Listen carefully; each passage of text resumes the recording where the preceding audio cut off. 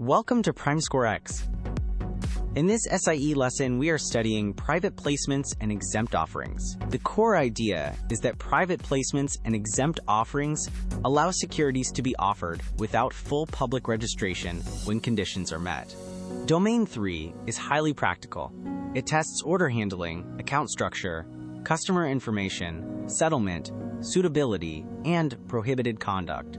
Your job is to connect the rule to the customer, the transaction, and the safest compliant action. This topic matters because SIE questions often describe a short workplace scenario. A customer gives an instruction, a representative takes an action, a trade moves through processing, or a red flag appears. The correct answer usually depends on whether the action is authorized, documented, suitable, fairly disclosed, and consistent with customer protection. Focus on these terms: private placement, exempt offering, Regulation D, accredited investor, and restricted securities.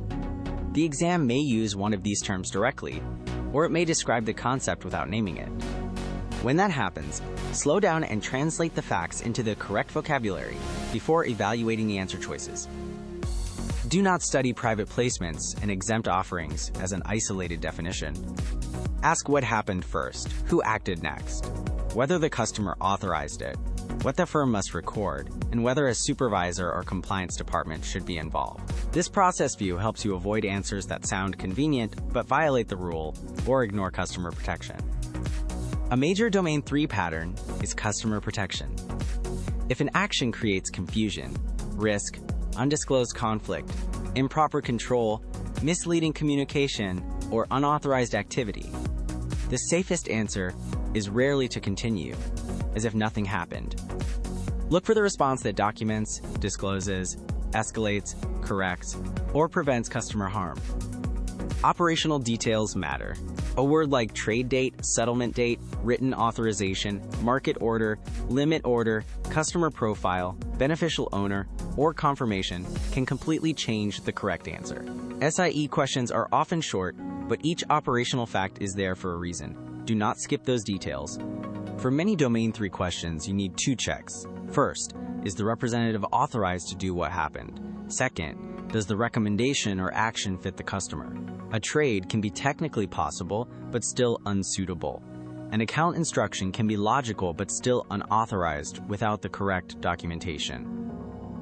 Use a decision path. Ask, is this mainly a trading order question, an account authorization question, a settlement question, a customer profile question, or a prohibited activity question? Once you classify the issue, eliminate choices that answer a different issue. This is how you avoid getting pulled into attractive distractors. Here's the common trap. Do not assume exempt from registration means exempt from all rules or anti-fraud obligations. The SIE often gives answer choices that sound helpful, fast, or business-friendly. But securities rules prioritize authorization, disclosure, record-keeping, suitability, supervision, and market integrity. If an answer bypasses those safeguards, be suspicious.